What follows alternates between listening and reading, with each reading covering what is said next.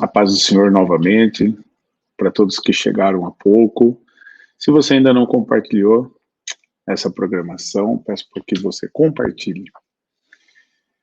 Bênção de Deus, a palavra do pastor Tieso, do pastor Valmir.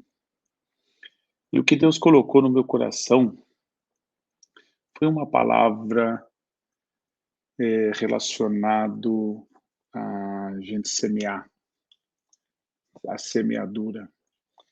E não só a semeadura sobre as mulheres. E a palavra de Deus em Mateus, capítulo 6, verso 19 em diante, nos orienta a nós não acumularmos tesouro na terra. Não que seja errado, como o pastor Valmir já falou, não é errado, mas o problema é quando o nosso coração está nisso. Mas Mateus 6 ainda diz o seguinte, para que nós juntemos os tesouros nos céus. E quando a gente junta tesouros dos céus, nós passamos a ter, vou usar esse termo, reservas para com Deus.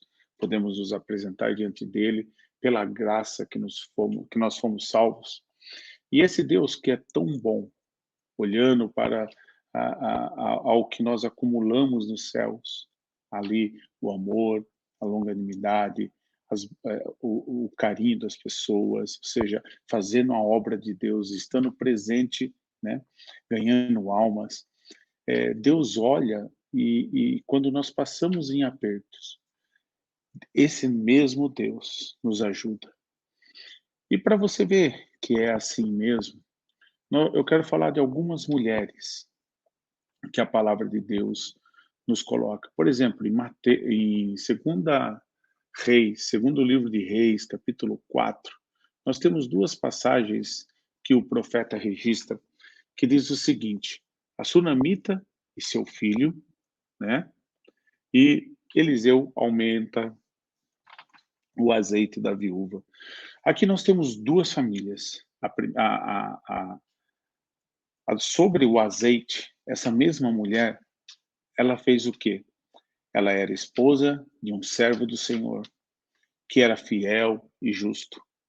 Um servo do Senhor que fazia a obra do Deus vivo.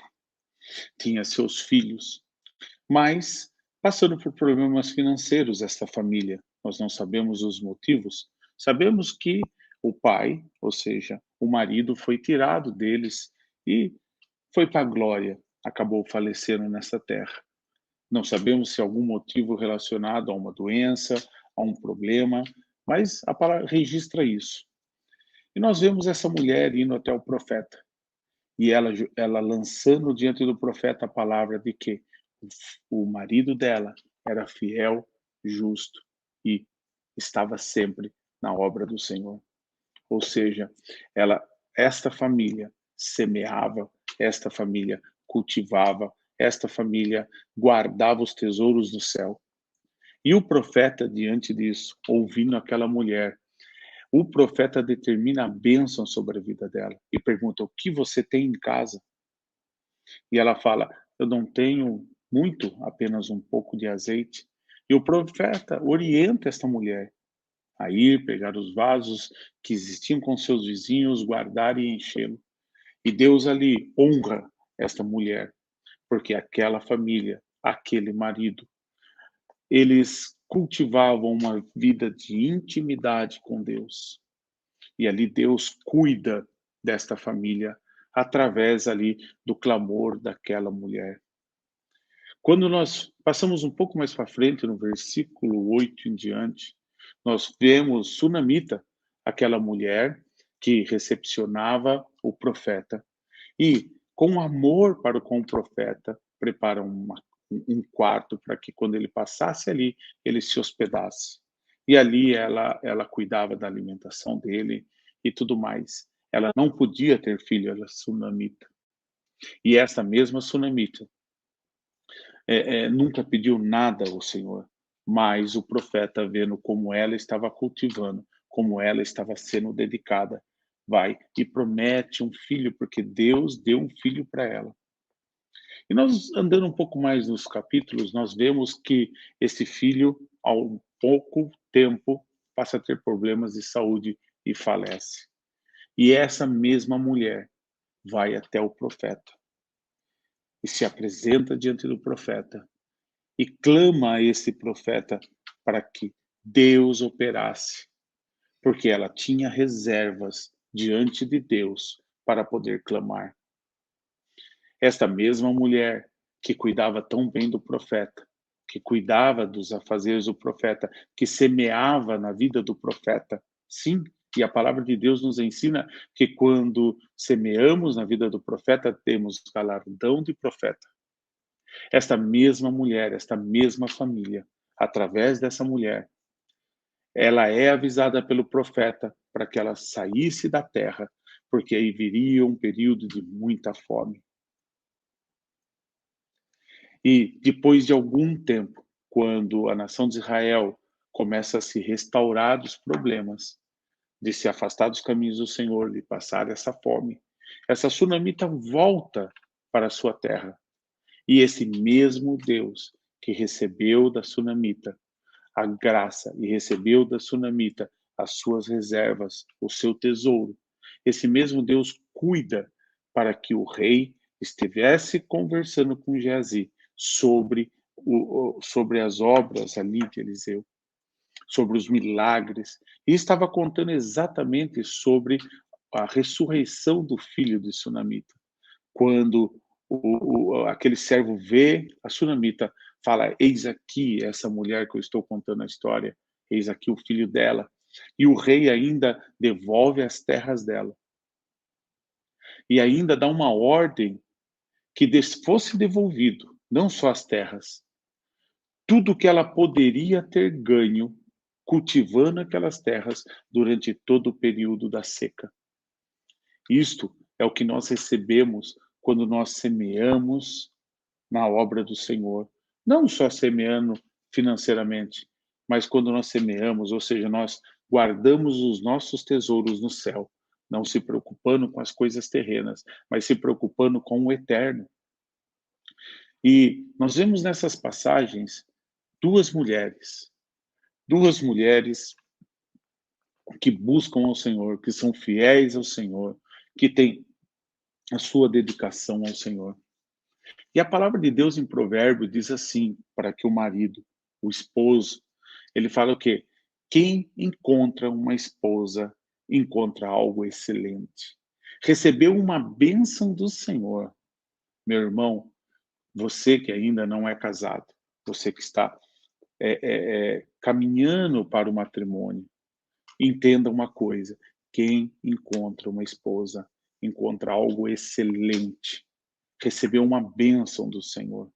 Essas duas mulheres eram mulheres é, é, é, cheias de graça. Eram mulheres que se dedicavam ao Senhor e eram mulheres que, através do seu dedicar, do dedicar da sua família para Deus, elas acumularam tesouros nos céus e esses tesouros acabaram trazendo frutos terrenos, situações que elas puderam sim chegar diante de Deus e reivindicar uma bênção, reivindicar um socorro, reivindicar um milagre, porque elas eram mulheres abençoadas que se dedicavam na obra do Senhor. O que eu tenho para falar para você é o seguinte, para vocês mulheres e para vocês maridos, valorizem o matrimônio. Um valorize o outro.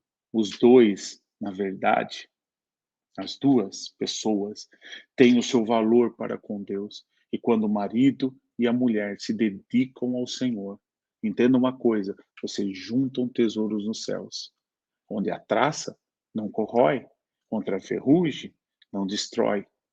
E aí nós podemos pensar como aquela família é tão abençoada. Como aqueles filhos daquelas pessoas são tão abençoados. Irmão, quando nós olhamos apenas para a obra do Senhor, apenas em estar disponíveis para Deus, em podermos ser íntimos desse Deus, nós entendemos que esse Deus, ele é tremendo e ele é poderoso. A palavra de Deus tem tantas passagens sobre mulheres, mulheres que se dedicaram à obra de Deus, mulheres que foram vitoriosas, como Débora, como as mulheres que acompanhavam e serviam a Jesus com seus bens. São tantas e tantas histórias que mostram que uma mulher, ela sim, ela tem contato com Deus, ela muda uma realidade, porque a palavra ainda coloca o quê? Que quem edifica a casa, quem edifica o lar é a mulher. A mulher é, ela é íntima de Deus quando ela quer e ela edifica a casa. Homens, maridos, valorizem as suas esposas, porque ela realmente pode edificar o seu lar, edificar a tua casa. E você vai ser muito abençoado por causa da sua esposa. Como a palavra de Deus ainda diz, né? Que elas são as nossas coroas. Creia nisso, entenda e valorize o seu casamento e o seu matrimônio. Assim como o pastor Valmir falou sobre a prostituição, sobre a pornografia. Irmãos, vivemos a palavra de Deus. Em nome de Jesus, quero orar por você agora, para que Deus possa abrir a sua mente para o entendimento da palavra de Deus ainda mais.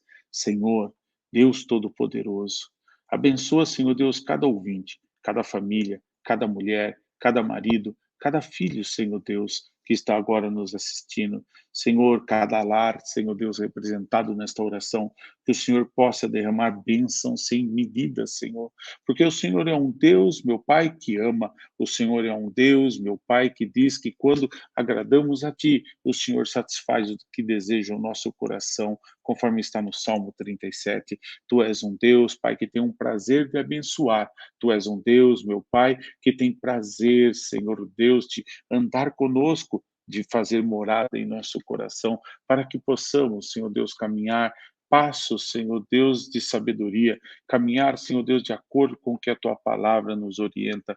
Pai amado, Pai querido, em nome de Jesus Cristo, abençoa, Senhor Deus, as famílias, abençoa as mulheres, Pai, abençoa os maridos, abençoa os filhos. Senhor Deus, que todos, Pai, te possam entender, oh Jesus amado, que tu és um Deus, Pai, que espera de nós apenas a fidelidade, apenas a obediência, Senhor Deus, apenas, Senhor Deus, que amemos a Ti sobre todas as coisas, Senhor Deus.